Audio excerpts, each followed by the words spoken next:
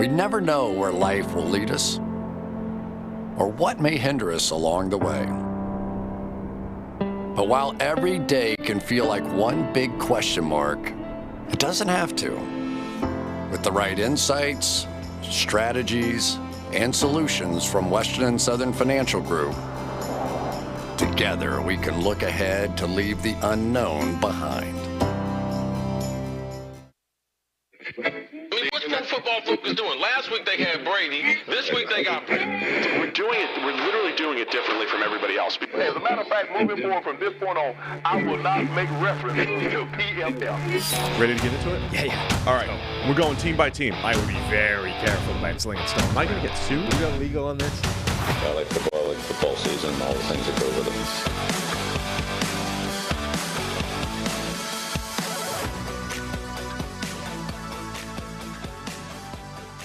Welcome into the PFF NFL podcast. Steve Palazzolo, Sam Monson. We're live on YouTube and wherever you are listening to our podcast. In podcast land, today talking the top 25 players under 25 years old. Always a fun exercise every single year, Sam, and our friend Trevor Sikkema put the list together. So if there's any kind of hate mail, it only goes to Trevor. We're merely passing along the list and commenting on it. Right, at Tampa Bay Trey for all your feedback, not us. Yeah, go to him. If your favorite player is not number one or, it's like, credibility lost, if you want to, drop that line in there, all goes to Trevor. Yeah, absolutely. But, we'll go through that list here today and maybe some other things. We'll see how it goes. You know what today is? Thursday, May 18th? Anniversary of the Fro Show? No. Though it's probably in the right kind of area. 2-year anniversary of the Fro Show. I thought that's where you might be going. No. Oh, by the way, so we have had a few people ask, where's this rugby video that we teased for an age? We're still working on it. The guy I'm waiting on for the video to replicate, he plays in the European Cup final this weekend, where he will either win or lose. Either way, that's the season done. So I can then badger him more, aggressively for this video that he's so graciously, theoretically, supplying us at some point. So it's still in the works, but hasn't shown up yet, unfortunately. No, today apparently is the 43-year anniversary of Mount St. Helens erupting. Wow, which I didn't know until I saw 1980. Mount St. Helens was trending on Twitter. I was like, why would Mount St. Helens be trending? Did it blow up again? Did it go again? Yeah. But no, it's just 43 years since it blew up the first time. It's a big event. Yeah, 1980. That was it, huh? Apparently, yeah. There was a big snafu. Are you going to be, are you in the YouTube TV market? Are you going to be getting Sunday Ticket? I already have YouTube TV. I haven't bought Sunday Ticket yet, but I would imagine I will.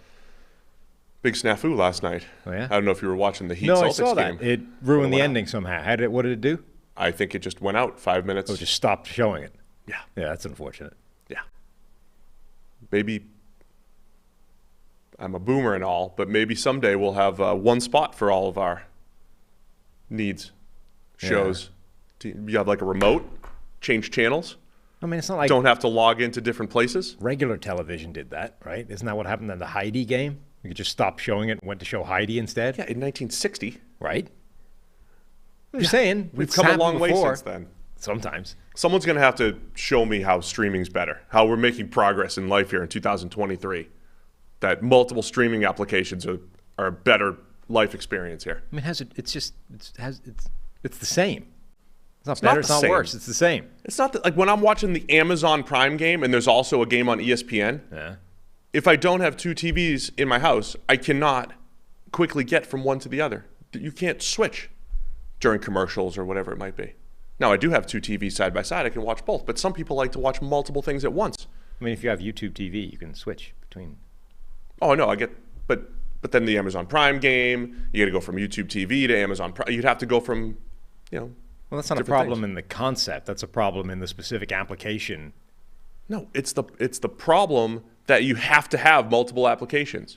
So if you want to watch college football and NFL football during Thursday night next year and you're a YouTube TV guy, you got to flip back and forth between the app. It takes way longer than just only if they're clicking on a button. Different applications. I'm just saying someday somebody's going to invent cable and we're all going to be very excited. You think? Yeah. Okay. Picture this world. You get all your stuff and one wire connects it all. We'll call it cable. Yeah. All right. Anyway, boomer out. Ready to go through this? Mm-hmm. Before we do, a reminder, PFF NFL Podcast is sponsored by Western and Southern Financial Group. While you focus on your roster moves, Western and Southern helps advance your money moves. Buying your first home, planning to start a family, wondering how to make your money grow? It's Western and Southern's playbook of life insurance, investment, and retirement solutions that helps you rest assured on game day. Team up to understand needs and address goals with a game plan built just for you. Get started at westernsouthern.com/PFF. All right, so we're talking about the best young players in the NFL. We're going to start counting down using Trevor's list, counting down from 25. And it's Trevon Diggs, the cornerback from the Dallas Cowboys, who 2 years ago had 11 interceptions back in 2021, but there was a little boom or bust to his game that year. He was more than just the 11 interceptions. He allowed over 1,000 yards in coverage. I did make one good preseason prediction last year, maybe the only one, that he got a little bit better last year despite not having the interception. So I think Trevon Diggs is a good player and makes sense here at 25 on the list. Yeah, a couple of players that just missed this list before we get into the list itself. Elijah Vera-Tucker, I think, he missed it, right? Don't believe he's on there. Elijah Vera-Tucker, Hufanga just missed the list. Tyler Smith, Dallas Cowboys guard / tackle. I think those are the obvious ones that just missed the cut. Most of the complaints about these lists are about players who are 26 years old. It's like, why didn't this guy make it? Yeah. Why didn't that guy make it? Right. Because they're not 25. Was this what was his rules for the 25? Was it like 25 at the start of the season, 25 as of right now, published date? These are questions you got to answer. Under the age of 25, when week 1 there you go. begins. It's critical. It is not their current age at the moment. Yes. Mm-hmm.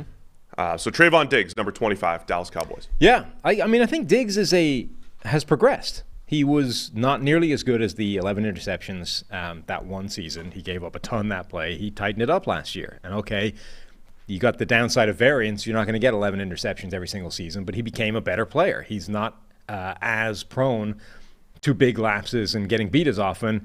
And now I think it should be really fascinating to watch him in year 3, where he has Stephon Gilmore on the other side. And, there's help. Yeah, so I think, could be the best year ever for Trevon Diggs here in the Cowboys. We have another cornerback coming in at number 24. And this is an interesting one. Tariq Woolen, the cornerback out of the Seattle Seahawks. Now, he's the type of guy who next year could be off the list completely. Right. Or could be in the top 5. So I'm not saying that he's going to regress necessarily, but we still only have 1 year of excellent data. We know that coverage grades or just coverage performance can fluctuate a little bit, but he really peaked way earlier than I expected, right? As one of the best combines we've ever seen. Looked like a project coming out of UTSA, falls all the way to the 5th round, which was shocking to me. I thought the NFL would buy into those traits as a 5th rounder. Unbelievable first season for the Seahawks. Went to a great place. They developed him. He had 6 picks and was just almost impossible to complete deep passes against, which is very Seahawks-like. Mm-hmm. No, absolutely. I find it very difficult to know what to do about corners that have that one incredible season right out of the gate because we know that coverage is so volatile. It fluctuates year to year. So we were able to very easily predict, Trevon Diggs will take a step back in terms of statistics next year. He's not going to get 11 interceptions next year. That's obvious.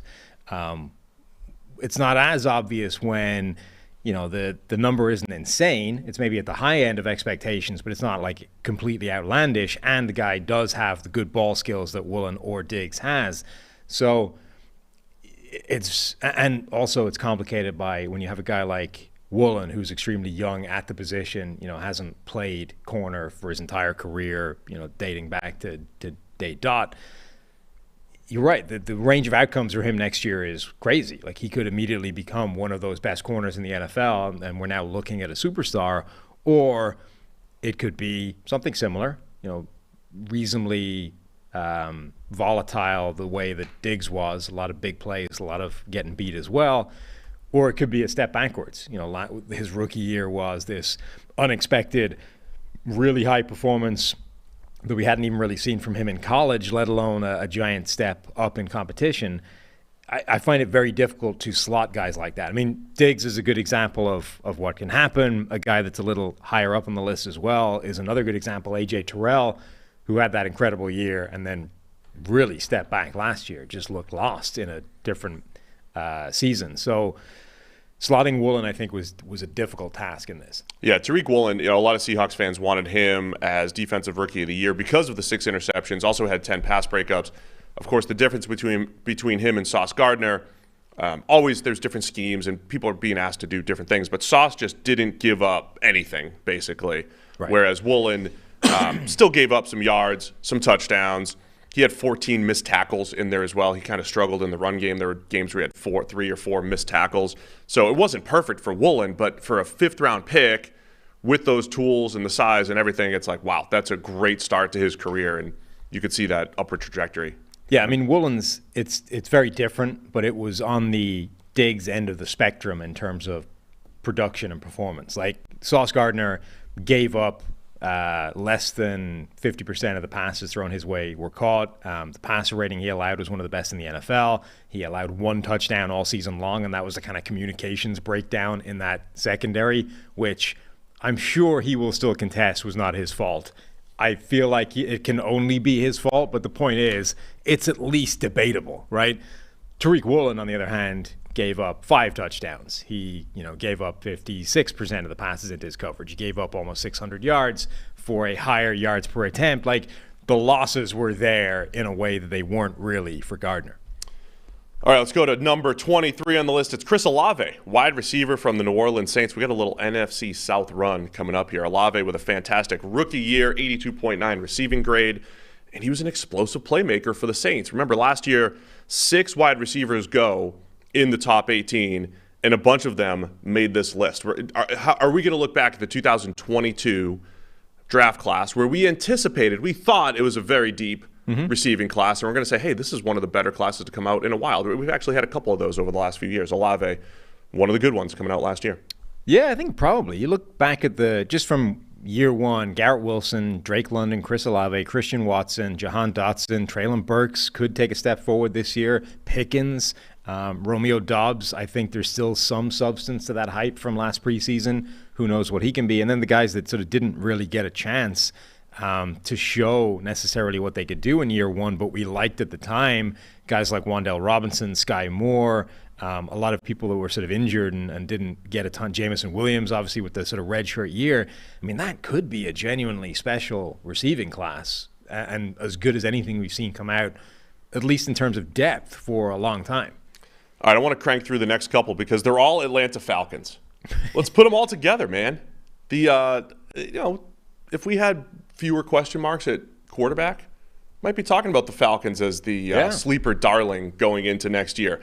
Number 22 is cornerback A.J. Terrell. Mm-hmm. Number 21, tight end Kyle Pitts.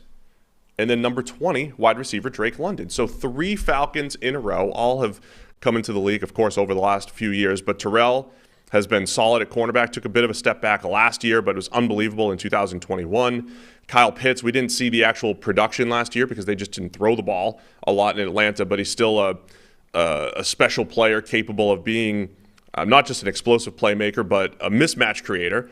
And then Drake London, another one of those guys, receiver drafted last year and the first receiver drafted in 2022. I thought it was a bit of a surprise for us that he went above Garrett Wilson and Chris Olave, but Drake London, very good rookie season for the Falcons. So 3 straight Falcons here. Good players under 25. Yeah, Terrell he's the perfect poster child right now for the volatility of coverage. 57 PFF coverage grade year 1, 85.6 year 2, and then 61.7 year 3.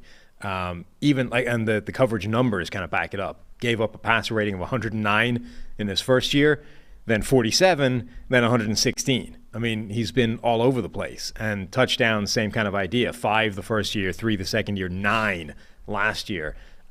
He's kind of been all over the place. I think his potential is still really high.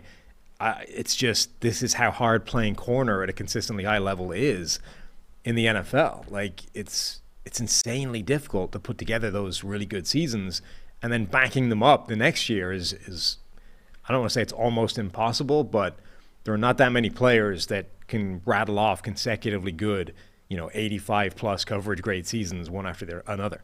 Yeah, I think the easiest way to understand that is that cornerback production is probably the most dependent on other things around them than anything else. If you can, going back to the Darrelle Revis thing, when we break down his 2009 season, the fact that he was so good from start to finish, like when you do have those special seasons or multiple seasons of a guy being special, it's like, all right, that Stephon Gilmore for the 3 straight years in New England where he was consistently this high 80s, low 90s coverage grade in a difficult role. You just don't see that often. You just don't see that many corners who are consistent year to year because it does depend on your matchup. It does depend on whether or not there's pressure up front. It does depend on the scheme and what you're asked to do. There are a lot of just dependencies when it comes to cornerback production. And just so much, luck is not the right word. So much chance involved in timing and, the stuff at the catch point. So even if, let's say you ran that 2009 Revis season back again and you put him, at the catch point in tight coverage the way he was with every single one of those plays, and basically just replayed the catch point over again. Like how many end up with the same result versus, maybe this time a pass breakup, actually he misses that one slightly and it's a catch and it's a touchdown or whatever. Like the difference between great play on the ball, really positive cornerback play and you got beat, negative, is minuscule. So a lot of the times when you're looking at these corners and you're trying to project who's actually a good player, who's going to succeed, where is the long-term positivity here, you kind of look at the first part, right? Are you in close coverage most of the time? Because that's the building block. That's the first step. And then if you are, it's okay, now let's see if we can catch the other end of variance. So that instead of getting beat every time at the catch point, you're making some plays at the catch point or at least stopping them making plays. But a lot of the time, the difference between those two can just be chance and variance one year to the next.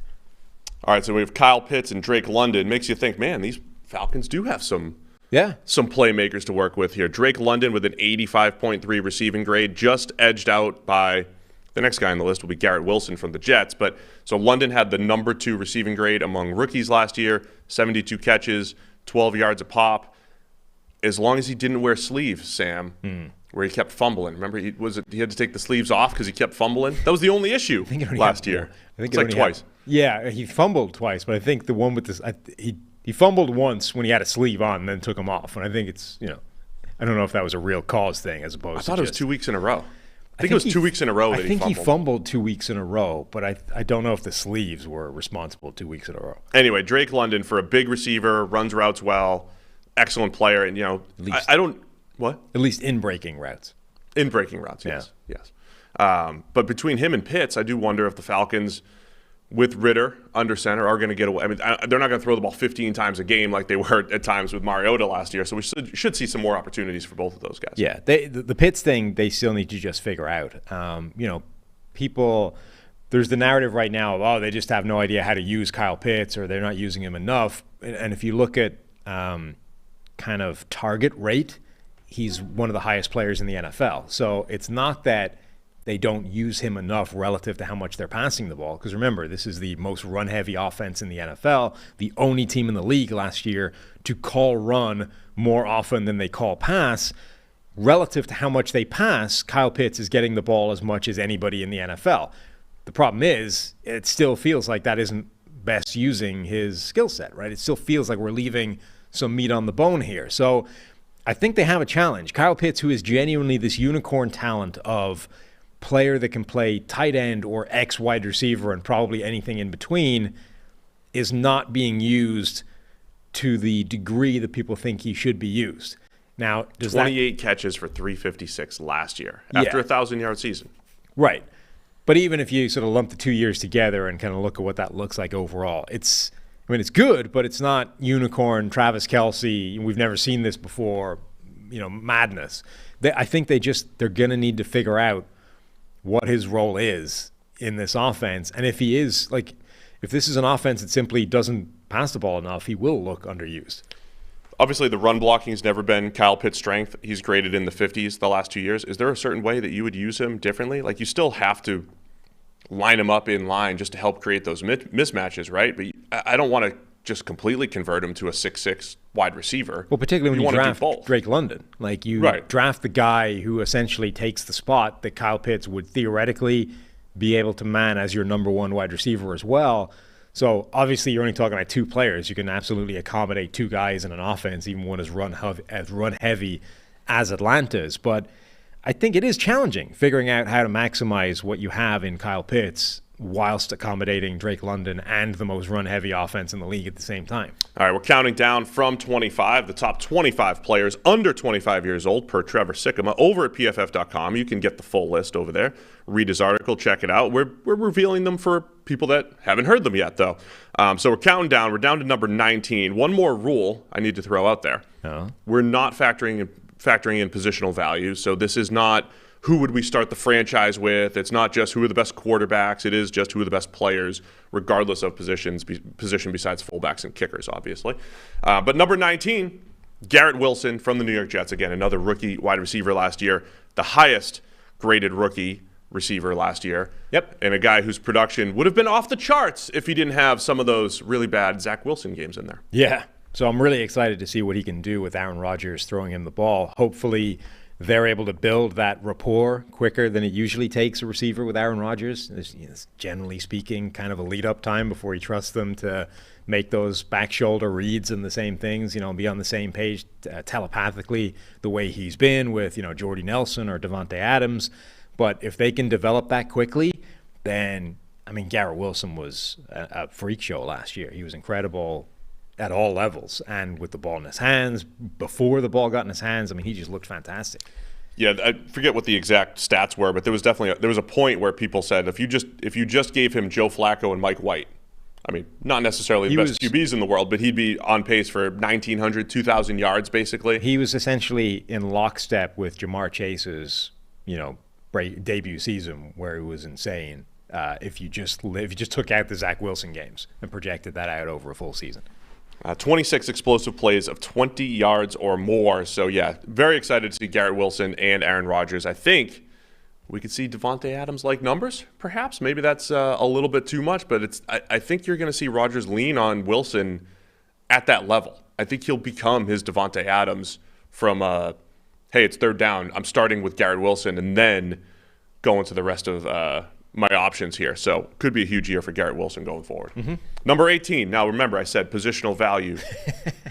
This is not who we're going to start a franchise with, but we got Trevor Lawrence at number 18. Now, I probably would have put him higher on the list, given what Trevor Lawrence did down the stretch last year. Agreed. I would put him higher, and I, in fact, lobbied for him to be higher. He has moved up since the initial, not the initial list was published, but like the draft was shown to me.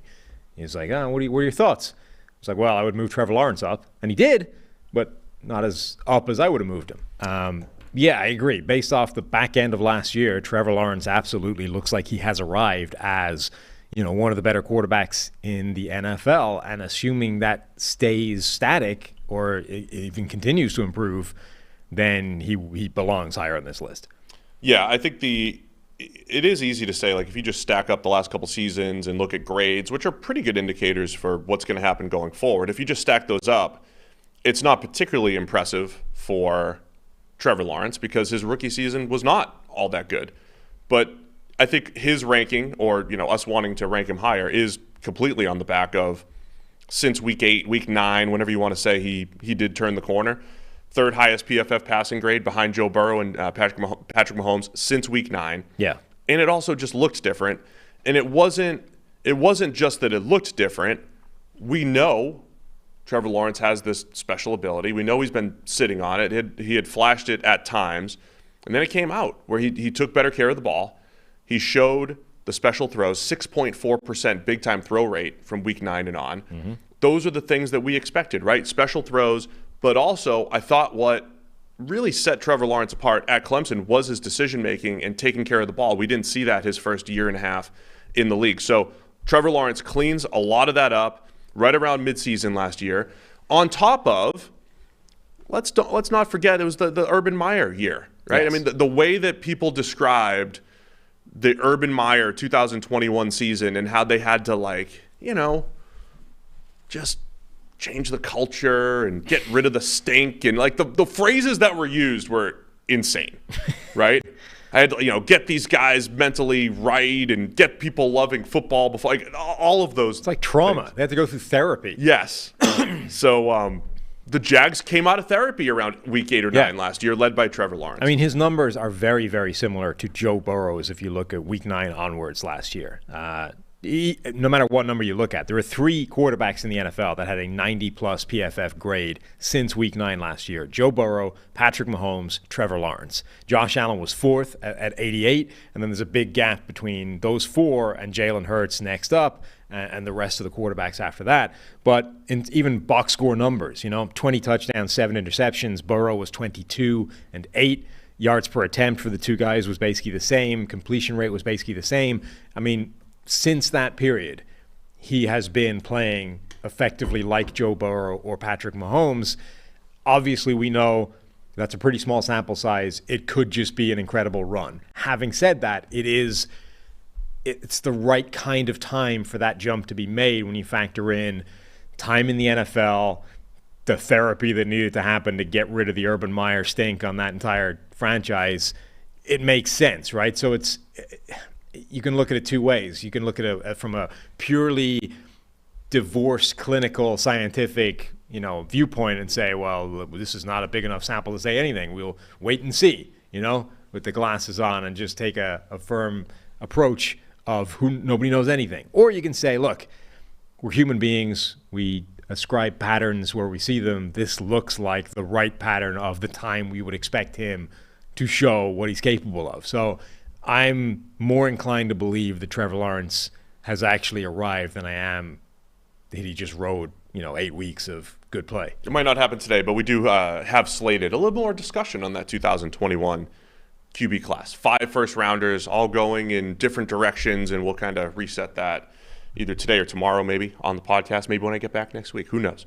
Number 17 on the list, though, Amon-Ra St. Brown, wide receiver from the Detroit Lions. It's another wide receiver run here, but St. Brown has become one of the best possession receivers in the NFL, 90.4 receiving grade last year. And I don't use possession as a knock. I use it as, it's not so much the explosive plays. It's just the dude gets open and moves the chains. Mm-hmm. And that's obviously a very valuable thing in the NFL. No, it is. And his average at the target last year is 6.7 yards downfield. How it was used. That's possession receiver. It's a guy who is catching the underneath things consistently and not necessarily stretching the field and making those big explosive plays. So it's a descriptor.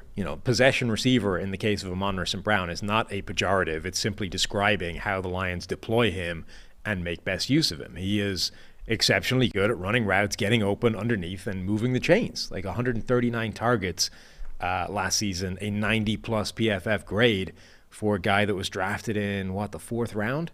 He's become a fantastic player for them. And then at number 16, another wide receiver, Devontae Smith from the Philadelphia Eagles. I think it's nice for Devontae that he gets to be the number 2 there for Philadelphia. A big part of probably opening things up was adding A.J. Brown last year, but he had a 77 grade as a rookie, jumped up to 81 last year. Our big question coming out was his size and would he be able to handle the physicality as one of the most productive, if not the most productive receiver in college football history, wins a Heisman, and he was just unstoppable at all levels in college. And there were times last year where we saw him as a downfield threat, not just an after-the-catch threat, and really rounding out his game last year as a sophomore. Yeah, and he had only a slightly worse contested catch rate last season than A.J. Brown. So we have this really interesting world where we don't know if Devontae Smith just got better relative to NFL competition last year, or if he is taking advantage of the fact that A.J. Brown now takes the more difficult coverage assignments and maybe the physicality away from him a little bit, and he can just rely on being Devontae Smith, a guy that's an exceptional route runner, is really good with body control, is good after the catch. I mean, he made a bunch of people miss, 15 missed tackles forced with the ball in his hands. So I think he's a fantastic receiver. It's just now we have this sort of slightly muddy picture where it's difficult to know if would that have happened if you don't put A.J. Brown on that offense. So Devontae Smith comes in at number 16. At number 15, offensive tackle Christian Darrisaw from the Minnesota Vikings, another guy that started off good as a rookie and then took another big step last year.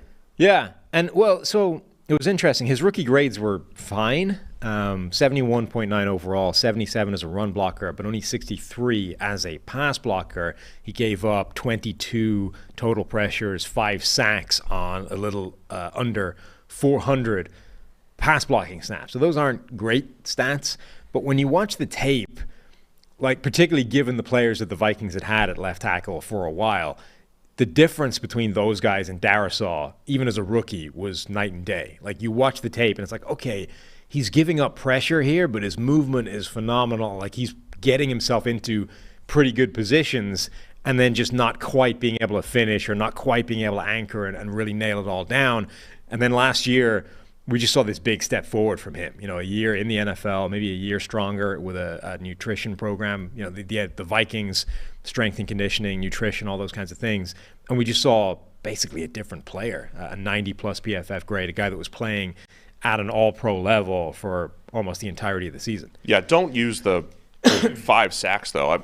I don't know how many ways I can say this. Like, just don't look at the sack totals, right? So if you looked at – so first off, if you did, it would tell a story that he got better. He has almost, Darisaw, the exact same sacks, hits, and hurries allowed in both seasons, but he had about – like 150% of the pass blocking. Yeah, 200-plus more pass blocking attempts last year. So both years he gave up 5 sacks. Both years he gave up 6 QB hits. And then one year, as a rookie, 11 hurries and then 12 hurries last year. So pressure is almost identical.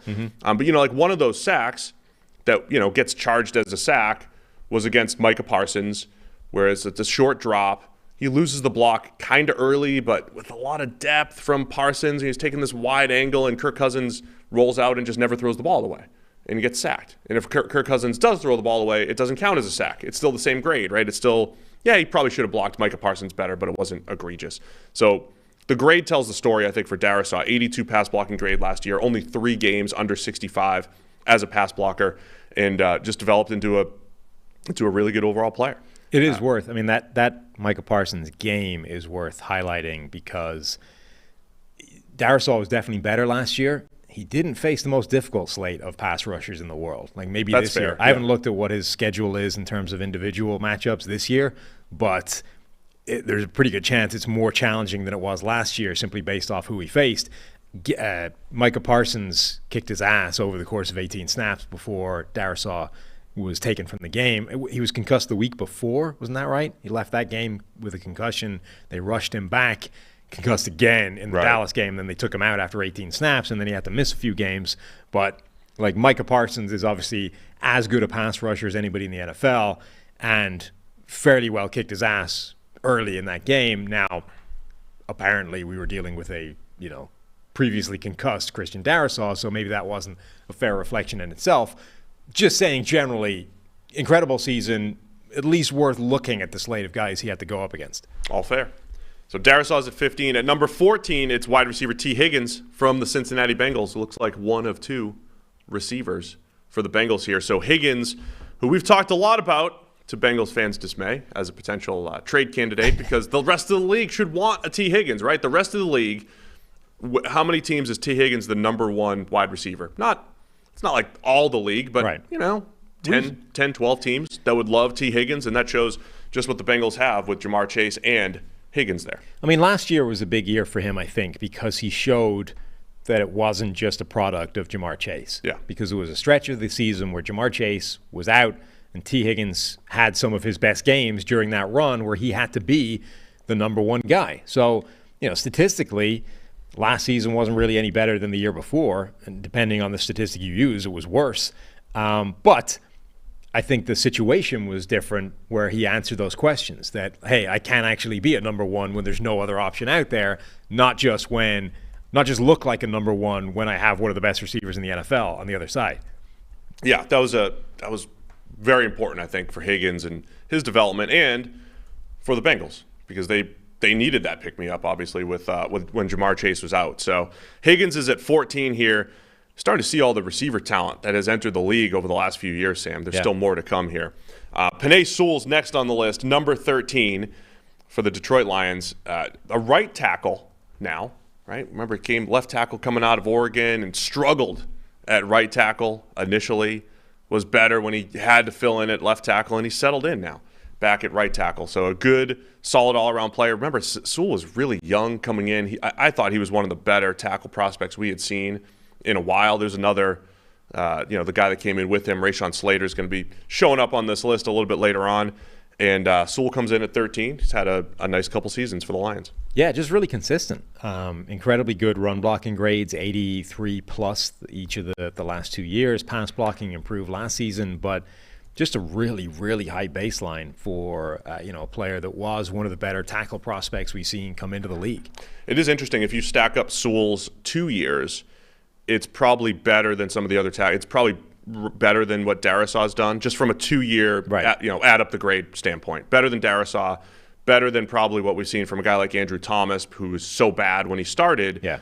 But Sewell hasn't hit that elite grade just yet, whereas a Darrisaw touched to 90 and Andrew Thomas has been up in that 90 range. Sewell's just been consistent, high 70s, low 80s, but you could see him one of these years taking that jump, high 80s, low 90s type of grade, because he's still young. He's going to be 22 on opening day. It's crazy. Still, like right? He's really, really young. And, we talk a lot about, people talk all the time about a year 3 jump. I mean, tackle is one of those spots where that is a real thing. That's generally speaking a fair development arc for offensive tackles. Year 3, you're going to start to see their best play.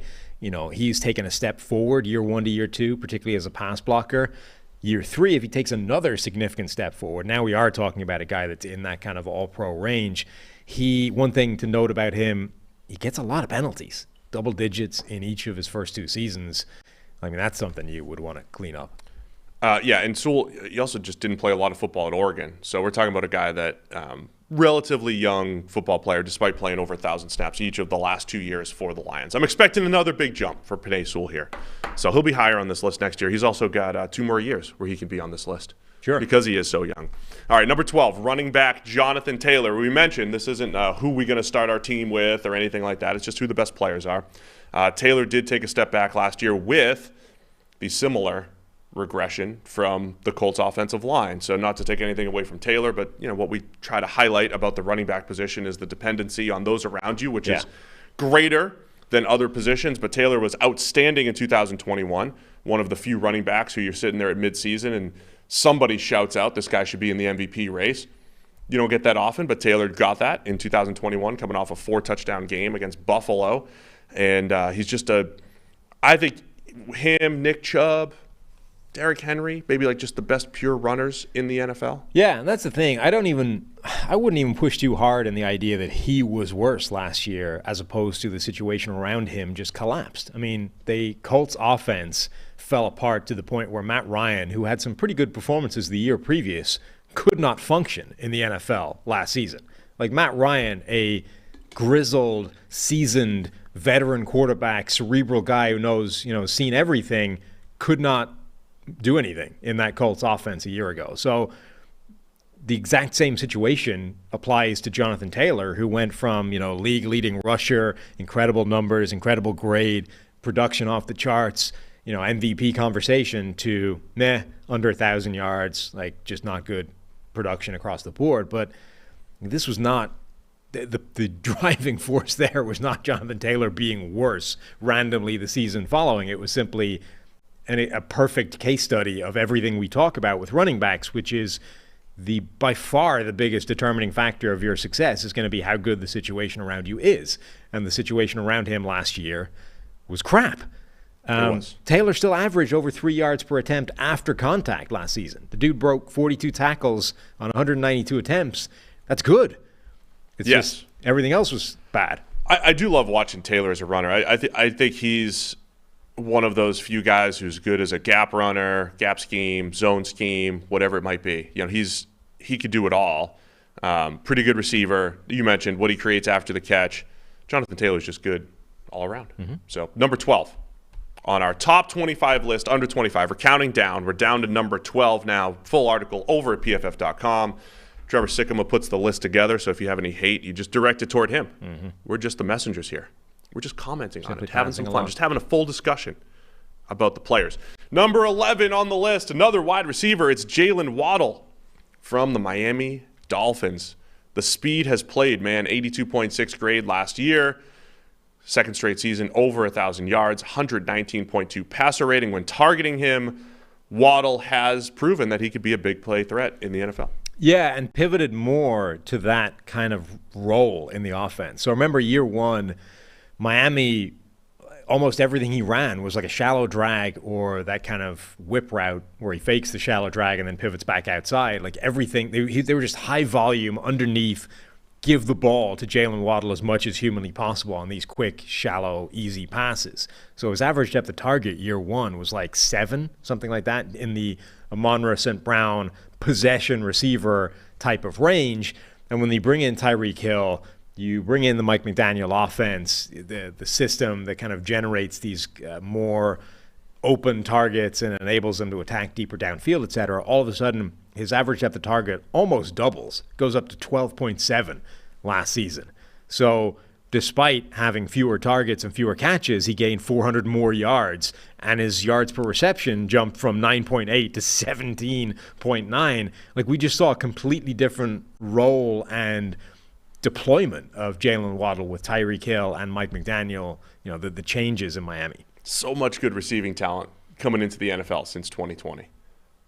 And a lot of these guys got to get paid over the next few years. It's going to be fascinating watching the market, the next 3 or 4 years, watching the wide receiver market. He's another good example, by the way, of, we talked about the volatility of coverage stats, and in particular at the catch point. I mean, that's the key here, is that what happens at the catch point is, generally speaking, a wild, chaotic, just lucky environment, right? Both sides. So sometimes you're going to catch the ball, sometimes the other guy's going to catch the ball, sometimes madness is going to happen and it bounces who knows, right? So that reflects itself in cornerback coverage stats, but it also reflects itself in contested catch stats, where year one, Jalen Waddle caught 70.6% of his contested targets. Year two, 22.7%. So just a good example of how wildly inconsistent that is as a data point for exactly the same reasons. All right, we're on to, by the way, that is, when you're describing that, it's not because we can't identify players who are good or not good at the catch point. It's that the actual results do tend to vary. Even though you could say, hey, this guy is good at the catch point. This guy doesn't necessarily have the best skills, but because it's usually a small sample every year, depends on who you're going up against. It depends on the throw a little bit. But it's also just the nature of what that is. It's split-second instant reactions to changing circumstances amongst multiple different players whilst trying, with a ball in the air. Like, the whole thing is a chaotic mismatch of factors that can change the result from incredibly good EPA play, incredibly good sort of value play for the defense, to incredibly good value play for the offense, and anything in the between, right? The bounce of the ball, the micro differences in, do you touch it, do you not touch it, like, those can range from intercepting it, batting it down, the ball goes through, nobody catches it, to it bounces, the receiver catches it, touchdown. Like, the whole thing is kind of just a complete chaotic mess. All right, we're into the top 10 here, top 10 players under 25 heading into the 2023 NFL season. Number 10 is Giants offensive tackle Andrew Thomas. Mentioned him a couple players ago, started off really slow in 2020, but turned it around, man. And over these last couple of years, Andrew Thomas has been one of the better tackles in the league. It's funny, there's some people love Andrew Thomas, think he's the best tackle of all time. Some Giants fans think he's incredible. And some people don't love Andrew Thomas. But a couple numbers, 95th percentile pass blocker over the last couple of years, 88.7 over the last 2 years in the NFL. Who doesn't like him? I don't know, I saw people in the chat. I can't believe Andrew Thomas is up there. Why is Andrew Thomas up there? Okay. He also has this knack for not losing, right? Because we're grading every single player on every play, it's not just, hey, this guy made a great block. We're also tracking when they lose. And Andrew Thomas has the lowest percentage of negative grades, lowest percentage of any tackle over the last couple of years. So he's just not losing a whole lot of blocks. Number one in that number since 2021. Yeah, I mean, his improvement is crazy based off what he was as a rookie. But a big part of that was, they rebuilt his technique in year one. They didn't kind of, let's see what we can get out of him as a rookie and then try and fix him in the offseason. They went, no, we're going to rebuild your technique. We're going to rebuild your pass sets. We're going to change your footwork. We're going to change everything. And it means that you're going to go through a year of getting your ass kicked because you're new at this. It's not natural. You're already having this giant step up in competition. It's going to be rough.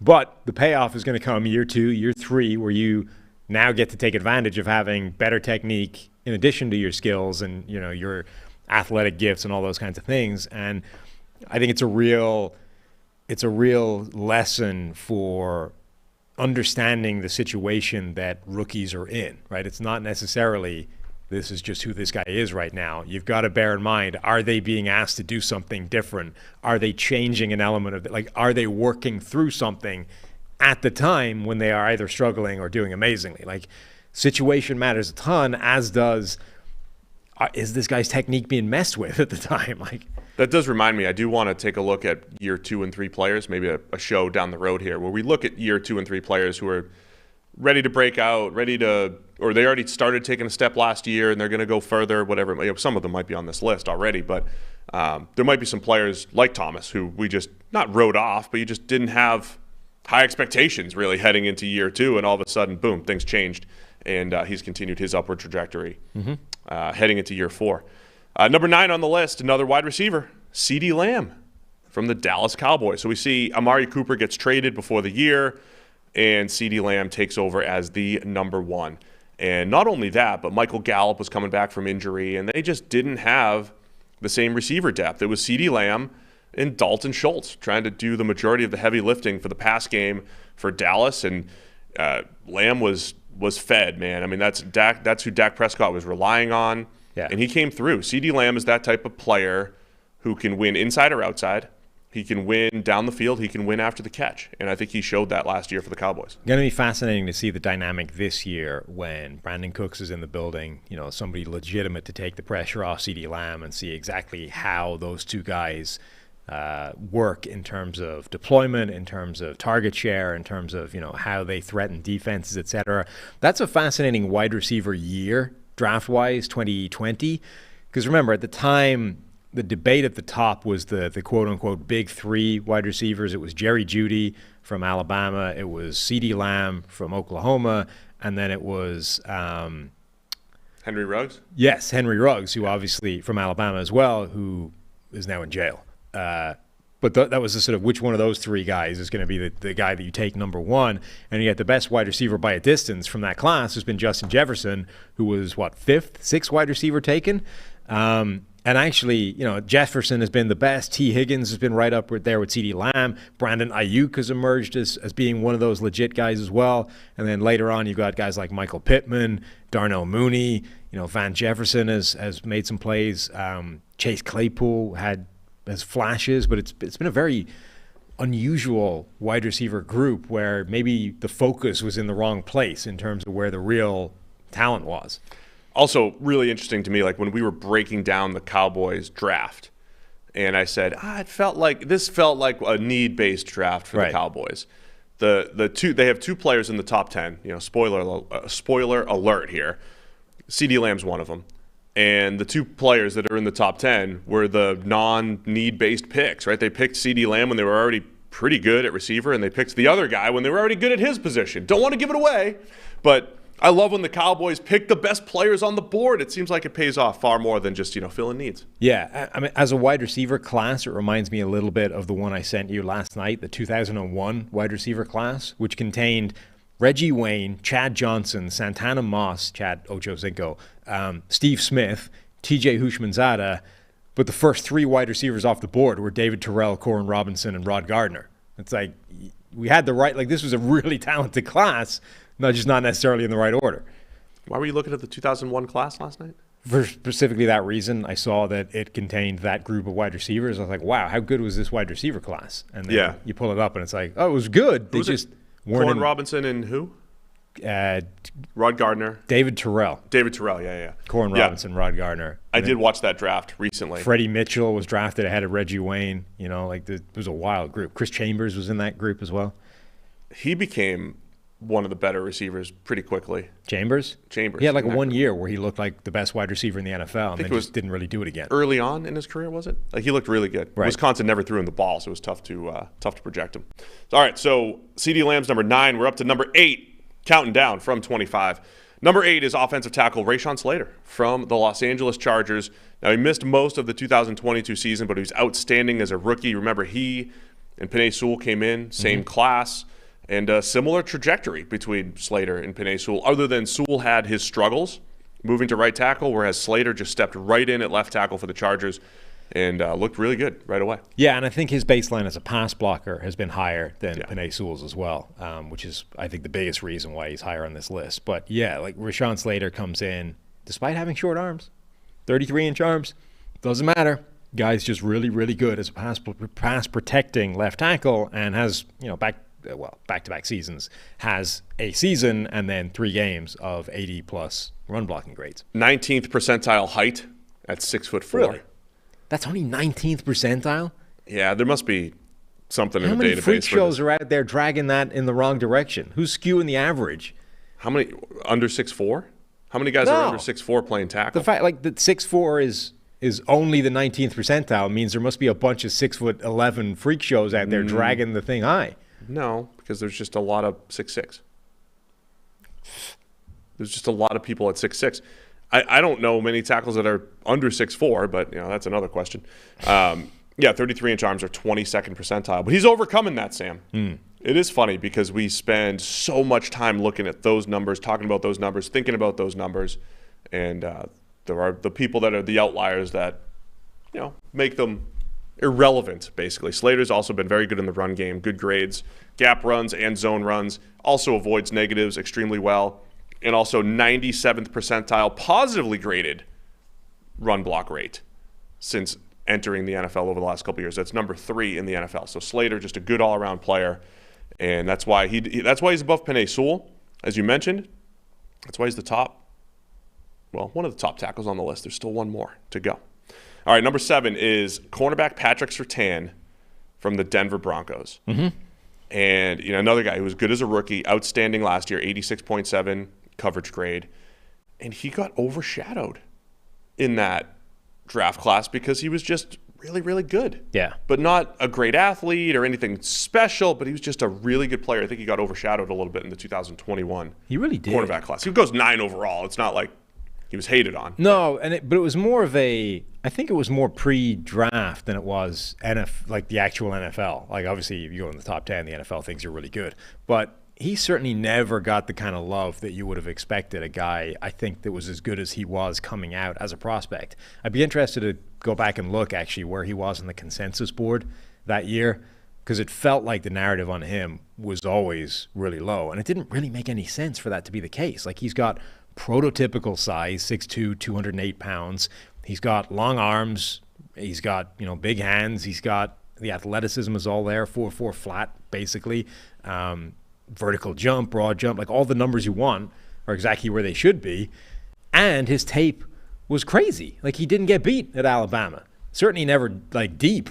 So I don't really understand why he wasn't seen as a prospect as good as Sauce Gardner and Derek Stingley and, the elite of the elite cornerbacks. And then he's come into the NFL and has been good right away, and then took a giant step forward last year, was basically all-pro caliber. And I think so far, in that world of volatile, production at the catch point, I think has caught the bad end of that variance. And I think there's, if he gets a year next year where he gets the lucky side of that chance and variance, he would immediately look like the best corner in the league. Yeah, with Surtain, I'm not saying he was a bad athlete or anything. The workout numbers were good, but he was a tick below, say, a J.C. Horn, who ran a little bit faster, and a lot of the other metrics were better. Remember Caleb Farley was it? Yeah, was that he's in the right? 80th percentile as opposed to the 90-something. Yeah, And we didn't see Farley's workouts or anything, but he was long and super athletic when he was on the field. Had the back injury. It just felt like Surtain did get lost in the mix a little bit during the draft process when he was just a very, very good football player, and has shown it in his first 2 years for the Broncos. So he's at number 7. At number 6, center. We got a center on the list, Sam. It's Creed Humphrey from the Chiefs. 2 years of play, 2 years of elite grades. Unbelievable in pass protection, run game. He is a rock in the middle of that Kansas City Chiefs offensive line. We got a siren that goes off when you get a center high on the list. We should do ding, ding, ding, ding. Yeah. I just checked the 2021 consensus board. Surtain was number 10. So the consensus board liked him. The NFL liked him. It did just feel like... So we're making all this up, basically. Well, it's perception more than it's reality, apparently, that it just felt like the narrative around Surtain was not the hype that it maybe should have been based off every piece of evidence we have on Patrick Surtain. But to be fair, I mean, okay, it's a better draft class, so it's not quite apples to apples, but this was, a year after Jeffrey Okudah went number 3 overall. It's a year before Sauce Gardner goes number 4 overall. I mean, you could make a case that he belongs in the top 5, not the top 10. So we're on to Creed Humphrey here, and we did have a question in the chat a little while ago. When I was mentioning the negatively graded blocks for Andrew Thomas, it was like, what's better, more negatives or more positives, basically, or fewer negatives or more positives, basically. And I think over time more positives are better, but what we found is the difference is in consistency. So tackles, the more stable number tends to be avoiding negatives for tackles. And for interior players, the more stable numbers tends to be more positives. Meaning, for tackles, your ability to make good blocks is probably a little scheme dependent, right? And then for interior players, positives being more consistent, that's where Creed Humphrey shines. 96th percentile, positively graded run block rate, also incredible from a pass blocking standpoint. So Creed Humphrey's 2-year profile is really, really good and some of the best we've seen for any sort of guard or center since starting this. I think it also depends what the severity of the wins and losses. Sure. So even just sticking to the run game, a severe positive play, I think, is a bigger thing than a severe negative play, because effectively the potential payoff for the really good run is better than the potential catastrophe of the worst case scenario, which is not quite the worst case scenario, but if the worst case realistic scenario is the guy gets tackled for a 3-yard loss, right? Which is not the end of the world, because if it's 1st and 10, it's 2nd and 13, it's an obvious passing down, but we're still fine, right? Whereas you make a really impactful positive block, that opens up a giant lane, and all of a sudden we might be talking about a 25-yard run, and if the running back's good, we could be taking it to the house, The potential payoff for those big plays, I think, is much bigger than the potential downside to the bad ones. There's also the work that our data scientists have done, our analytics team has done on, quote, perfectly blocked plays, where basically when there's no negative, EPA on runs, better than pass plays. It's actually better than passes. So if you just don't lose, if nobody loses up front, whether there's some level of positives or neutrals, whatever it is, if there's just no losses up front, EPA is through the roof. But as soon as you add one negative block to the mix, whether it's the backside tackle, the front side guard, whatever it is, everything falls apart, historically, as far as run game goes. Which reminds me, I'm speaking at the Cool Clinic again. Oh, yeah? 6-time keynote speaker at the premier offensive line clinic in the world this week. Used to be in Cincinnati. It's been virtual the last couple of years. But Cool Clinic keynote speaker over here. I speak O-line with anybody. Yeah? Just me and a bunch of football guys talking ball. Nice. This weekend. You should get yourself down to OL Masterminds with Duke down in Frisco, wherever they are. Duke should be inviting me there. I don't think he has any other 6-time keynote speakers. I got to get the picture. It's just me and Dante Scarnecchia. I led into Dante last year. Yeah? Passed up. I'm just going to pass it off to Dante Scarnecchia. Just from one O-line guru to another. Yes, absolutely. Right? That's what I did last year. Yeah. Bunch of football dudes talking ball. Just football guys. This weekend. So anyway, Creed Humphrey's awesome. Yep. He's at 6. All right, number 5. I'd put him at 1. Sauce Gardner. Jets cornerback. Well, we're now in the period of These guys are all good. We're now in the backlash period of Sauce Gardner's career, right? Where, he was incredible year 1, but we've only seen 1 year. He might stink next year. Everything we were talking about with Tariq Woolen and Trevon Diggs. Maybe next year, Sauce Gardner gets lit up like a Christmas tree. We're not even talking about him as a good player. I don't know that it's going to happen, because I think he's really good. But it is true. Like, he could have a year from a production standpoint that doesn't look as good. Of course. So it is fair to be a little more cautious. Now, if Sauce puts another elite season together, once you stack up elite seasons at corner, he might be number 1 on this list next year. Right. But it's also, in this world of black and white, polar opposites, like, let's correctly articulate what we're talking about here. Okay, A.J. Terrell is a good example of just how volatile it can be. We were talking, high 50s, low 60s grades, and then an 85 or something in the middle, right? Sauce Gardner ended up with a 90 coverage grade for the entire season. His numbers were nuts: 45.9% completion rate allowed, 53.9% passer rating allowed. Crazy numbers. 1 touchdown, as we said, and that was a kind of debatable communication breakdown.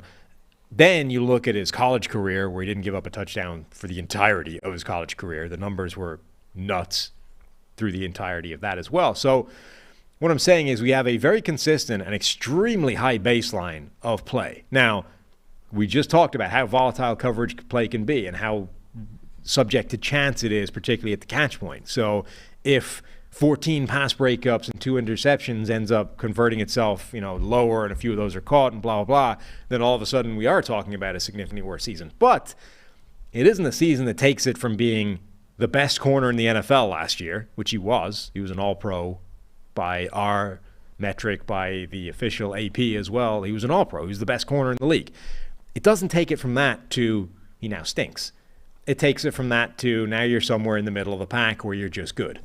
So when we backlash in this world of, we don't know anything about Sauce Gardner yet, and that's not true, right? We know that he's capable of being the best corner in the NFL. We don't know if he's capable of doing that for multiple seasons in a row, but we probably should also assume that he's not going to revert and become one of the worst corners in the NFL.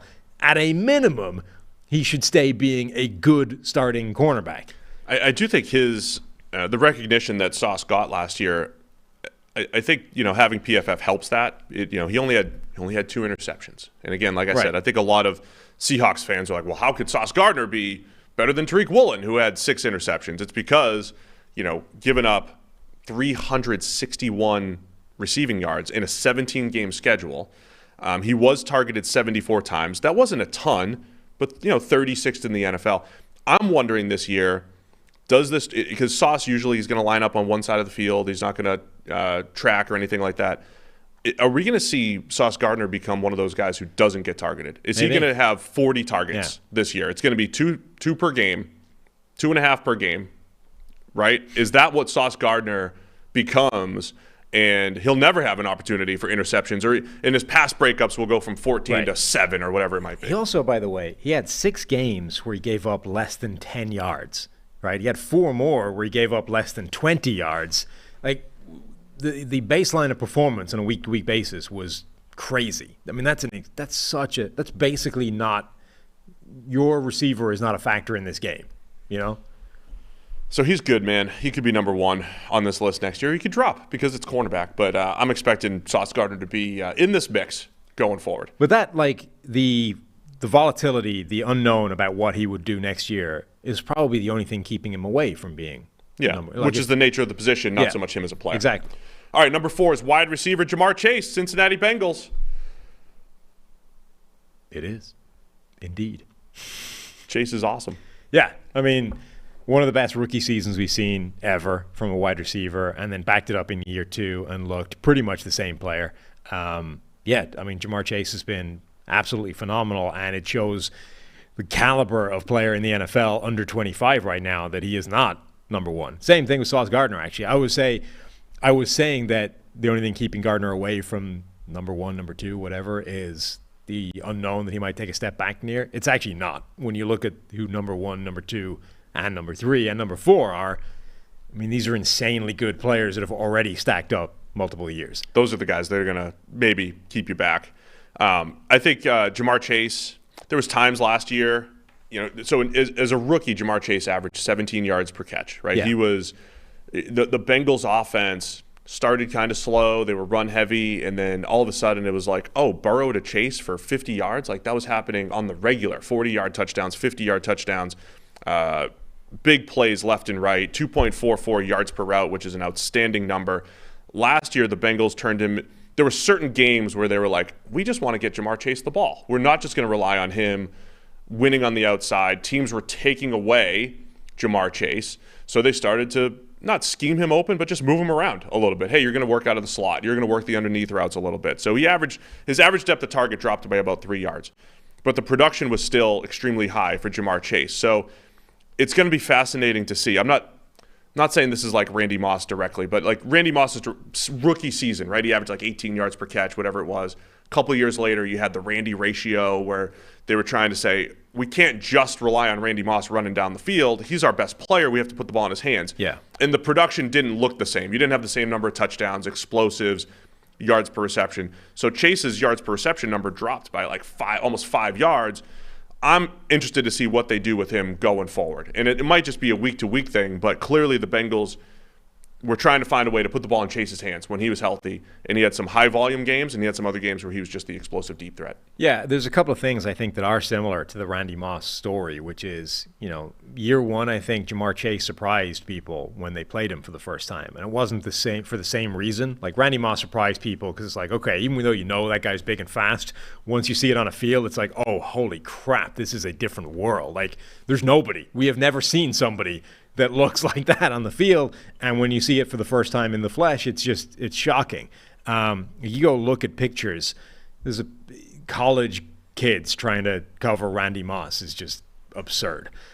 Ja'Marr Chase had some of that, not because he was so fast, so big, but because it looked different on tape, I think. And when you saw Ja'Marr Chase in the flesh for the first time, it surprised people how effective it was. And then the second thing is, I think year two was an example of what happens when some of the things that happened in that first year, independent of just surprising people, was just good end of variance. There's a bunch of plays where he kind of made a play out of nothing, and it like a high explosive play that 65-yard slants. Right, like catches the ball, outruns the entire defense, takes it to the house, and it's like, okay, that's a big play. It's great. It's a really good thing that you did. It's also not a particularly sustainable model. Like, those don't happen every week. So I think what we saw last year was effectively the same season minus the high variance plays that just don't repeat every year. Like, you're not going to stack up those insane volume of crazy big 50-yard plays.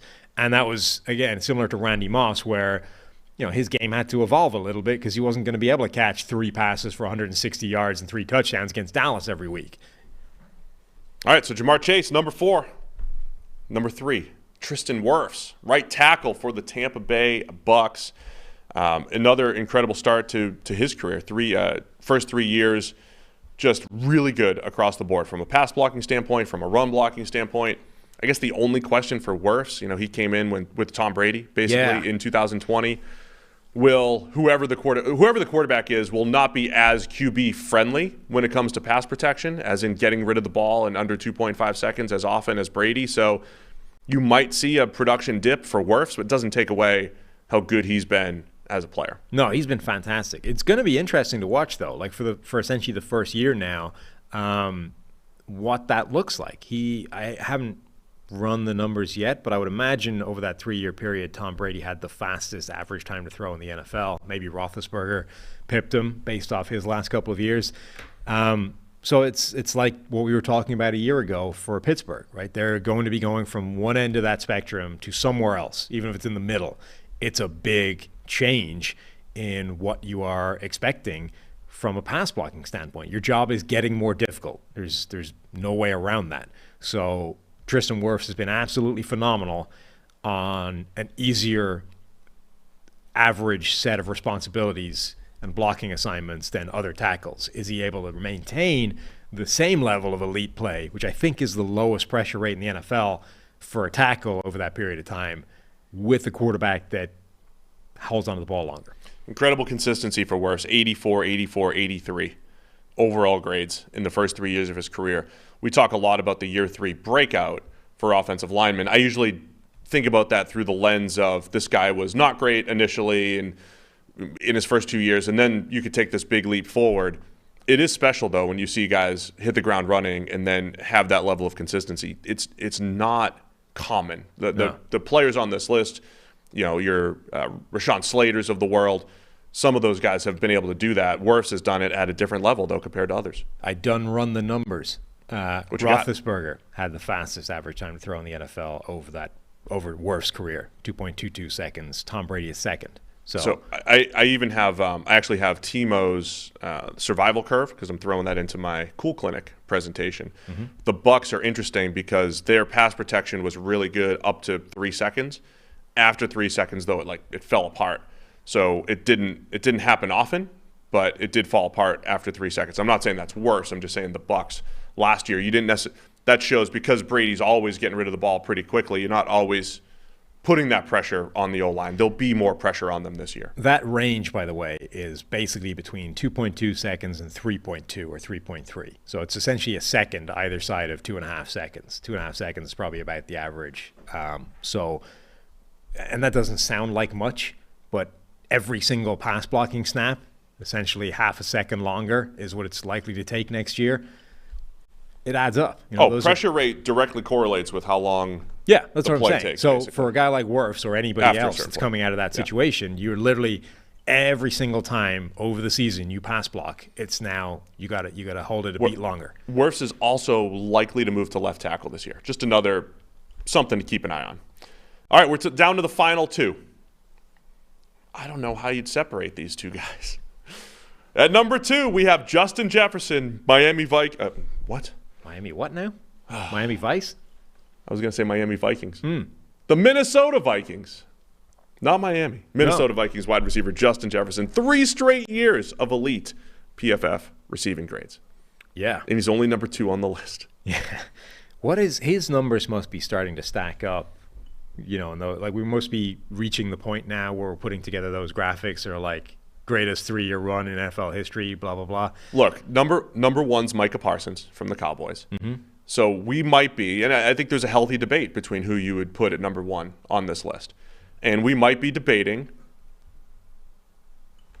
Jerry Rice and Lawrence Taylor here. Wow. It's like poured us back into 1988, and we're saying, who's the best player in the NFL? Is it Jerry Rice or is it Lawrence Taylor? Is that too crazy? I mean, not based off 3 years, I mean, we'll see what happens for the rest of their careers and all that stuff. But Justin Jefferson has been as good as any receiver first 3 years in his career. I know it's a whole new era, all that stuff, but he's been incredible relative to his peers as well. And Micah Parsons, pretty much the same thing.